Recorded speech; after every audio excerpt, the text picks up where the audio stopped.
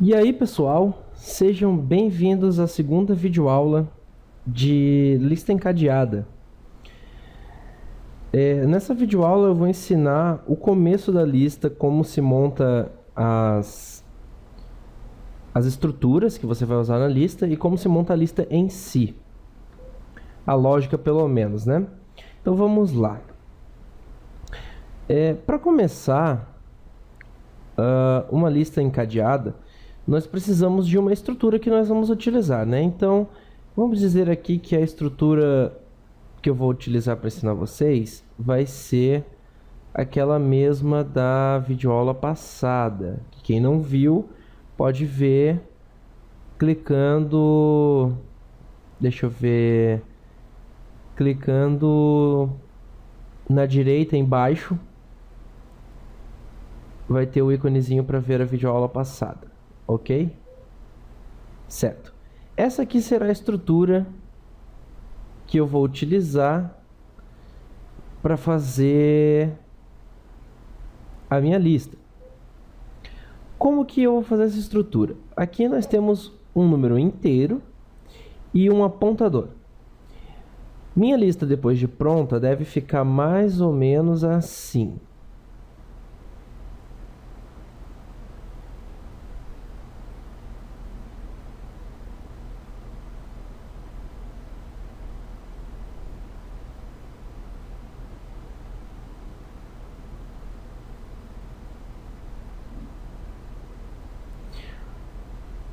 Ok?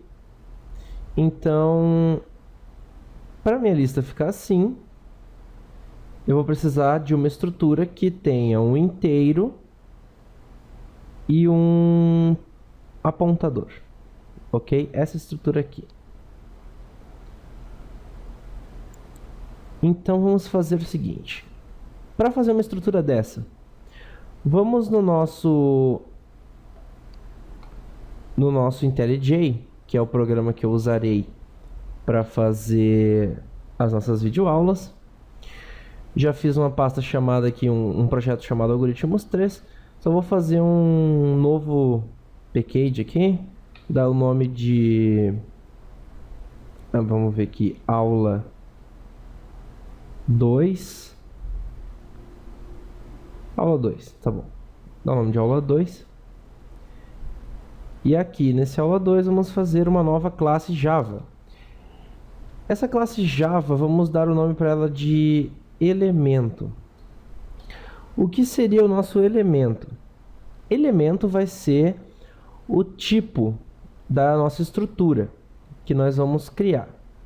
Então, nós temos uma classe chamada elemento. E o que eu preciso dentro dela? Um inteiro, né? Public int num, que vai ser o meu número, e de um apontador. Como que eu faço um apontador em Java ou em qualquer outra linguagem, no caso, orientação a objetos, né? O apontador deve ser do mesmo tipo, aliás, da mesma classe, né? O apontador deve ser um objeto da mesma classe com a qual você vai trabalhar.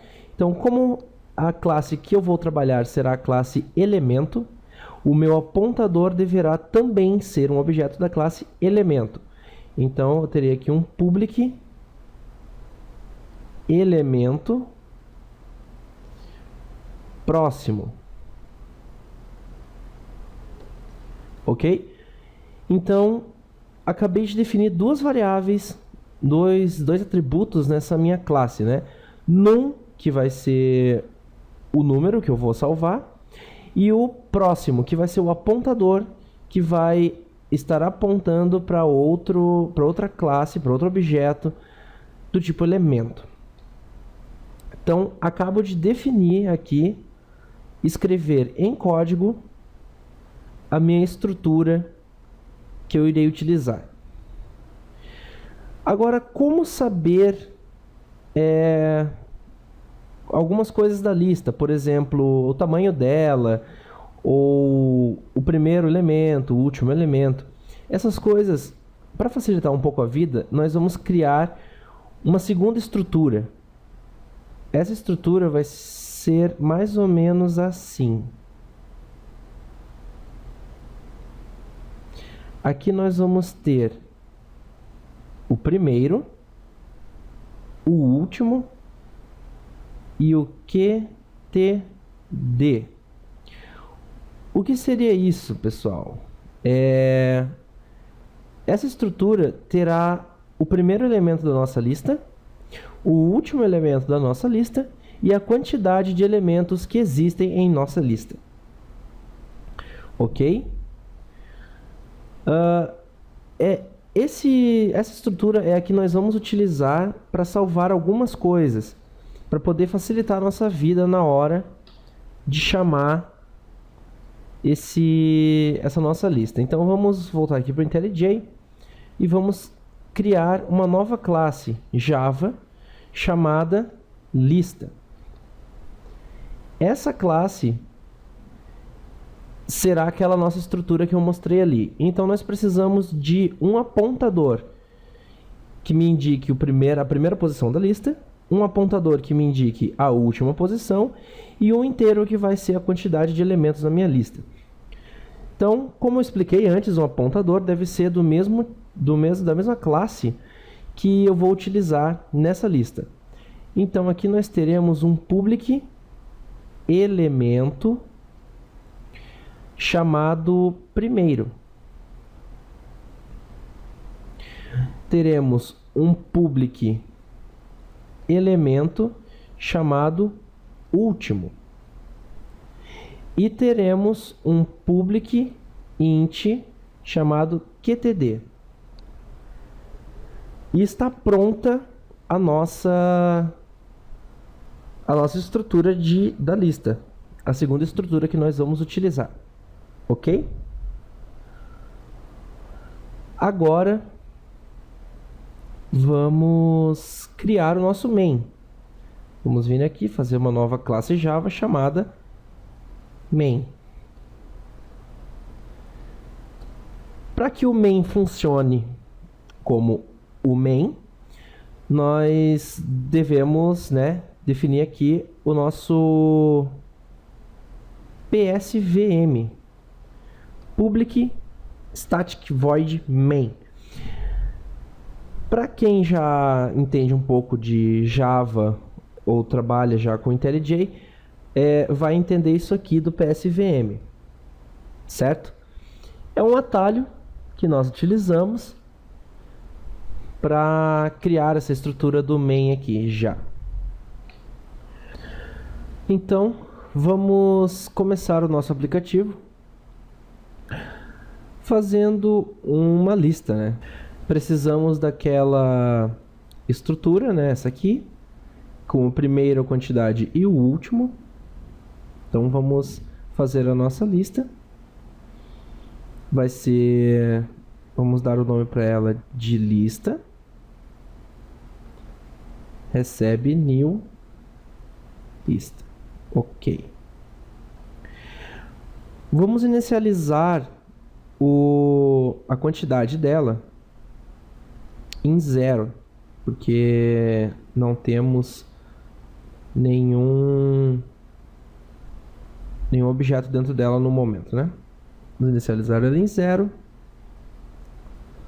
Agora vamos fazer uma função. Vamos fazer uma função para adicionar o nosso novo objeto na lista. Então, fazer aqui um public static void, talvez. Pode ser. Public static void adicionar add objeto. Esse meu adicionar objeto deve receber a lista como referência, para que eu possa adicionar esses objetos a essa lista. Então, ele vai receber um tipo lista chamado lista. Certo.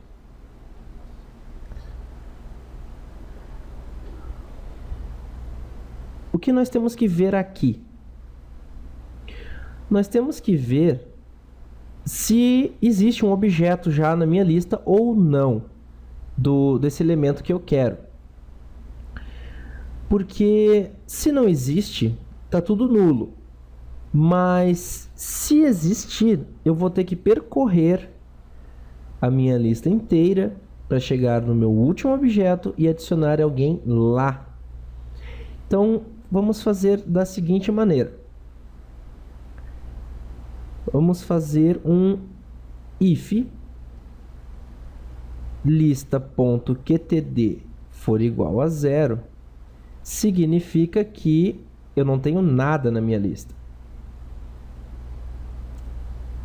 Vou precisar de um objeto aqui, um objeto do tipo elemento. Esse objeto do tipo elemento vai se chamar novo objeto. Novo obj, tá bom. Vai se chamar novo objeto. Recebe new elemento. Elemento, ok. Nós vamos usar ele aqui dentro agora. Vamos adicionar um valor a ele. Então, meu novo objeto. Seria interessante perguntar para o usuário isso, né? Então, vamos dar aqui um system.out.print. Dá um print ln aqui.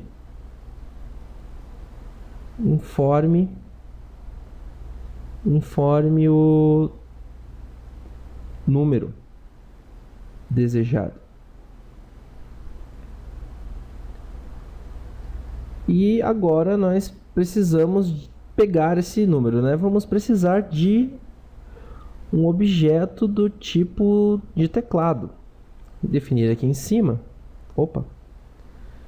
Vamos definir ele aqui em cima para poder utilizá-lo em outras coisas que vêm por aí ainda. Então, nós temos um scanner, teclado, que é do tipo scanner, certo? Agora vamos receber o que o nosso usuário digitar, que vai ser, quem é que vai receber? É o nosso novo objeto, né? .num, que é a parte numérica dele. Recebe o nosso teclado.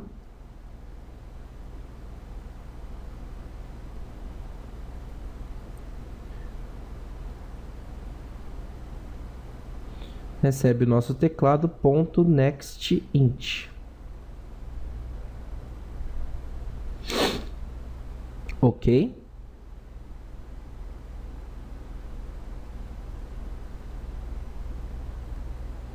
E como ele é o único elemento da nossa lista, já que vai ser o primeiro que vamos adicionar, a parte próximo dele não precisa ter nada, porque ele vai ser o único elemento na nossa lista.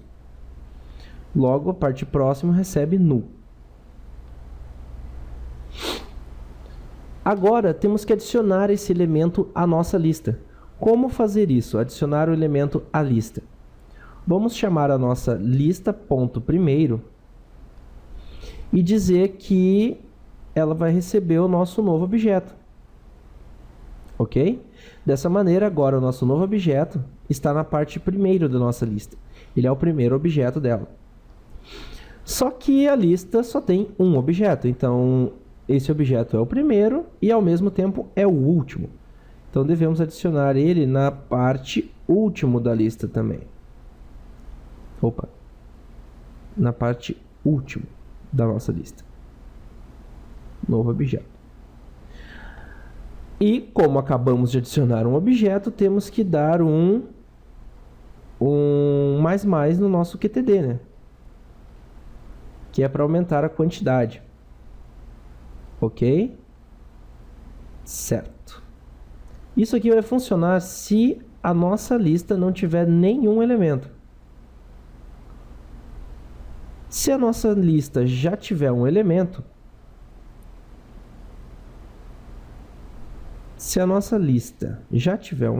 devemos fazer de uma maneira diferente. Por quê? Eu estou fazendo para adicionar em lista, tá, pessoal? Vamos ver se vocês entendem a lógica que eu estou utilizando. Quando eu tenho uma lista de coisas,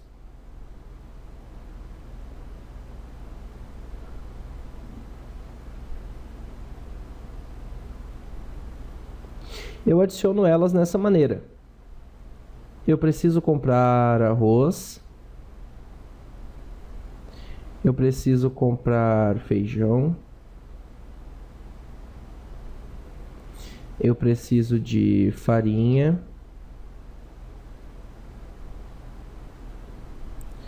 E açúcar.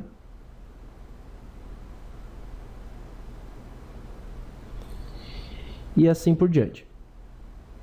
Então, eu adiciono o primeiro, depois eu adiciono na última posição, depois na última posição, depois na última posição, e assim por diante. Esse é o formato de lista que é mais utilizado, todo mundo faz assim, quando vai criar uma lista de alguma coisa.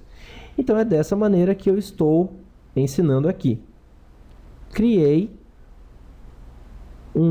adiciono objeto na minha lista. Adicionei no primeiro lugar, só que agora eu preciso adicionar no último. Como que eu vou adicionar no último lugar? Tem duas maneiras. Nós podemos utilizar a maneira fácil ou a maneira difícil. Mas eu vou utilizar a maneira difícil para um método mais didático para vocês. Depois que vocês pegarem essa lógica, eu passo a utilizar o método fácil. Então, logicamente, eu tenho vários elementos em uma lista e eu preciso chegar ao último. Melhor forma de fazer isso é com um while. E esse while vai funcionar enquanto o meu objeto... muito bom. Vamos fazer um novo objeto aqui em cima. Do tipo elemento chamado objeto auxiliar. Recebe new elemento, certo? Objeto auxiliar, ponto próximo, for diferente de null. Por que objeto auxiliar diferente de null? Porque o ponto próximo, é diferente de null. Voltando para o nosso desenho, nós temos aqui o seguinte: o meu primeiro objeto tem um número e tem uma parte próxima que aponta para o segundo objeto. O meu segundo objeto tem um número e tem uma parte próxima que aponta para o terceiro objeto. O terceiro objeto tem um número e tem uma parte próxima que aponta para null. Por que a parte próxima dele aponta para null? Porque ele é o último da minha lista. Então, eu preciso pegar esse elemento aqui. Para pegar esse elemento, eu tenho que achar o elemento que tem a parte próxima apontando para null. Por isso que o meu while vai funcionar até o meu objeto auxiliar na parte próxima ser igual a nulo. Quando for igual a nulo, ele para. O que eu vou fazer aqui dentro? Se o meu auxiliar ponto próximo não é nulo, eu não preciso fazer nada com ele. Apenas mando o meu próprio auxiliar receber ele mesmo na parte próxima. Isso vai fazer com que eu vá percorrendo a minha lista aos poucos. Quando eu chegar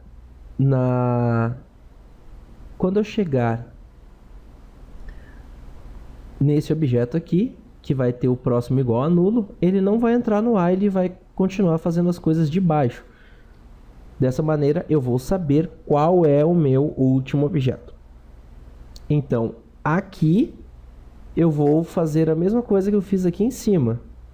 Vou até dar um Ctrl+C aqui. perguntando para o usuário, né? Pedindo para informar o número desejado. Pegando o número para o meu novo objeto, a parte próxima do meu novo objeto vai receber nulo. E então eu mando o meu objeto auxiliar, ponto próximo, receber o meu novo objeto. Por que eu fiz isso? Vamos explicar. Abaixar aqui. Ótimo. Por que eu fiz isso? Eu tinha uma lista com apenas um objeto. Esse objeto tinha um número e tinha um apontador que apontava para null. Depois eu criei um novo objeto que vai ter um número e, como ele será o último da lista, o apontador tem que apontar para null. Eu criei uma variável auxiliar que ia percorrer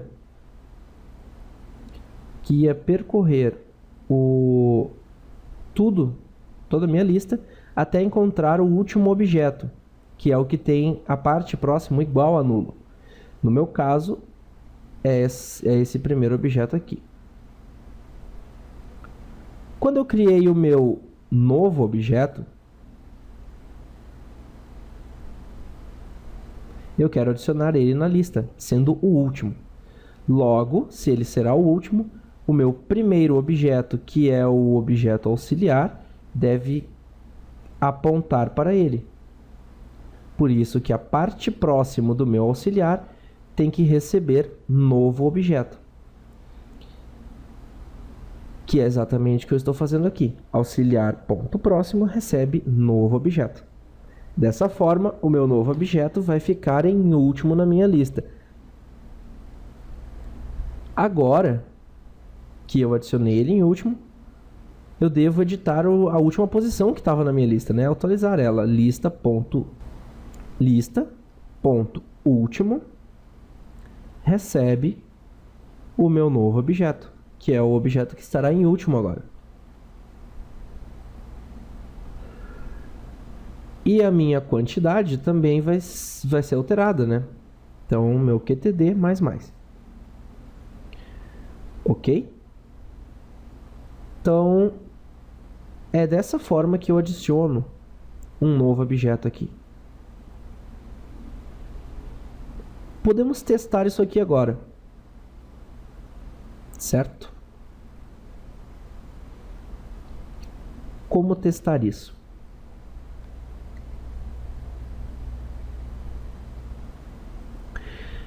Vamos chamar aqui um adiciona objeto e vamos mandar lista nele. Vamos adicionar outro objeto e mandar lista nele. E adicionar outro objeto e mandar lista nele. Ok.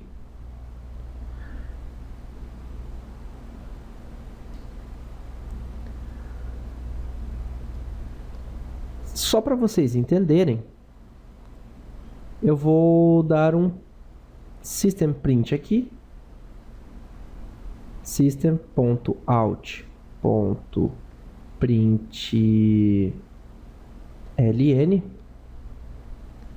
e vou mandar ele me dizer o primeiro elemento da lista é o meu lista.primeiro.num, porque é o que eu quero saber. E o meu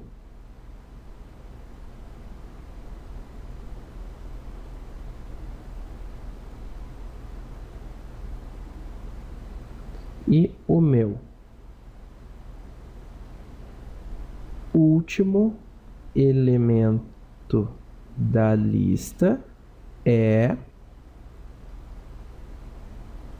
lista.num.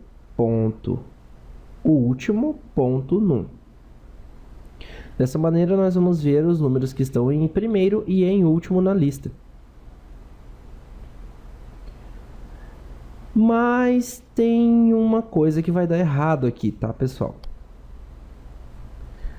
Nesse meu else, aqui onde eu digo que se eu tiver coisas na lista, eu tenho que percorrer ela inteira, eu esqueci de fazer uma coisa muito importante. O meu objeto auxiliar foi um objeto que eu criei aqui, mas que não tem nada de vínculo com a lista. Para ele criar um vínculo com a lista e começar do primeiro objeto até o último, eu tenho que mandar o meu objeto auxiliar receber o meu lista ponto primeiro. Assim, o meu objeto auxiliar vai começar com o primeiro elemento e percorrer a lista inteira até o último que ele encontrar. Eu tinha esquecido disso, mas espero que vocês tenham entendido o porquê do lista recebe o lista primeiro. Vamos testar isso aqui agora.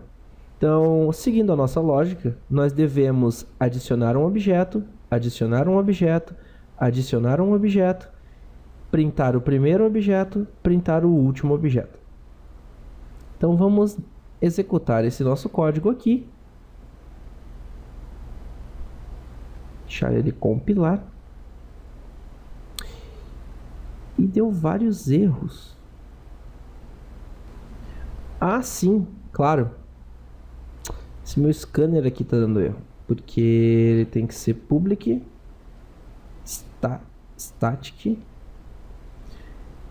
e aqui eu tenho que mandar um system.in system.in que eu tinha esquecido. Muito bem, vamos ver se roda agora.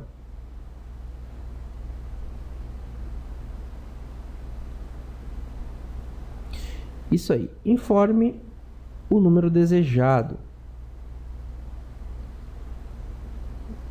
Vamos informar aqui o número 1, para ficar fácil, né? Pronto, ele adicionou o primeiro objeto, vamos adicionar o segundo e adicionar o terceiro objeto. Então, o primeiro objeto da nossa lista é 1 e o último objeto da lista é 3. Ok, pessoal, funcionando o nosso programa. Então, adicionamos 3 objetos e mostramos eles na tela. Espero que tenha ficado entendido essa parte de adicionar objetos na lista. E peço desculpas se alguma coisa eu não consegui explicar direito ou se confundiu vocês. Comentem aí embaixo dizendo qual é a dúvida de vocês, né? Que eu vou estar fazendo mais videoaulas e mostrando para vocês as dúvidas, tirando suas dúvidas. Favoritem o vídeo e deem like se vocês gostaram. Mostrem para os seus professores ou colegas que também tenham dúvidas. E aguardem os próximos vídeos, ok? Então era isso por hoje. Até a próxima videoaula e tchau!